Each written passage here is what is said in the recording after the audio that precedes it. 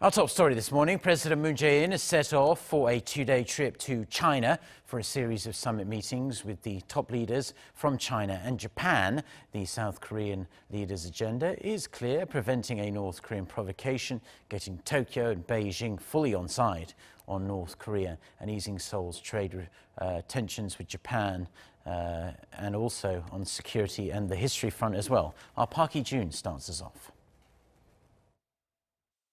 Most people are on their holidays, but diplomacy doesn't stop for Christmas.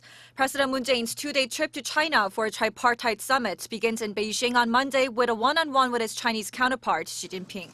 Topping the agenda of their talks, the geopolitical situation on the Korean Peninsula.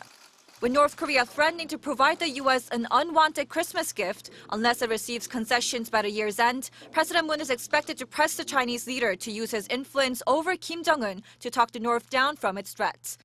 Later in the afternoon, the South Korean leader will sit down with Chinese Premier Li Keqiang in Cheongdu, Sichuan province for talks on economic and environmental cooperation. On Tuesday, Christmas Eve, the annual three-way summit between South Korea, China, and Japan will take place. Split into two parts, the leaders will first discuss their three-way cooperation and international affairs, including Korean Peninsula issues. President Moon plans to call for constructive contributions from China and Japan to our efforts for the complete denuclearization of the Korean Peninsula and lasting peace. Later, President Moon's task will be to untangle Seoul's increasingly fraught relations with Tokyo during a summit with Japanese Prime Minister Shinzo Abe, their first face-to-face in over a year.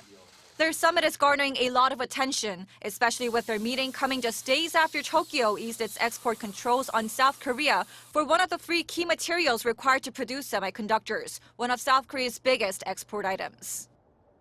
We hope to maintain the momentum for dialogue between the two countries and seek an opportunity for South Korea and Japan to improve ties. Considering Tokyo's recent concessions on export controls, there's a degree of optimism President Moon could fly back to Seoul with some tangible results to show for his trip. Perhaps he could bring the three sides a little closer together in a way that can benefit all sides at this time of increasing economic uncertainty.